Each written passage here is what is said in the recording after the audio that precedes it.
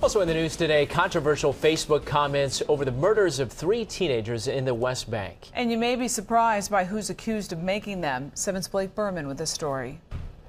2 Broward County assistant public defenders in hot water over comments posted to Facebook about Palestinians.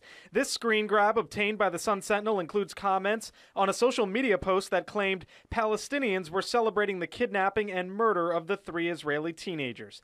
Assistant public defender Gary Scher said this on the Facebook post, quote, "They are filthy swine they don't eat. Their ignorance to the world bewilders the dumbest people I have ever met," end quote.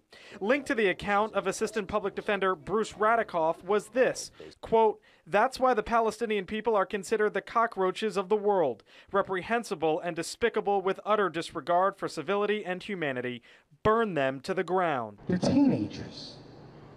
Their hearts aren't filled with hatred. By now, the world knows the heartbreaking story. The bodies of Gilad Shaar, Naftali Frankel, and Eyal Yifrach found in the West Bank on Monday, more than 2 weeks after the boys were kidnapped. Thousands turned out for their funeral, their Israeli-flagged draped caskets displaying the sorrow of a nation in mourning. The anger in Israel, real and raw. I want the government to get together, get the army together, and to crush Hamas now. Israeli soldiers raided the homes of 2 Hamas supporters the government has identified as suspects in the kidnappings.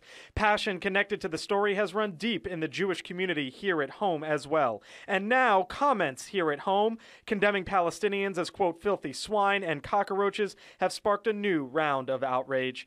Broward County Public Defender Howard Finkelstein, who is also known for his Help Me Howard segments here on 7 News, harshly condemned the words connected to 2 of his attorneys. I take racism very, very serious. What was written on those posts are something that is completely unacceptable.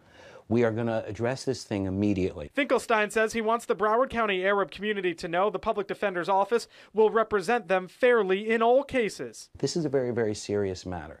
Our office stands for the proposition that each person stands equal. Nizar Hamzi from the Council for American Islamic Relations says he has written Finkelstein a letter requesting he investigate the posts linked to the 2 attorneys. The hateful and the bigoted nature of these comments is something that you can't separate. You can't turn it off. If someone feels like that, they feel like that all the time.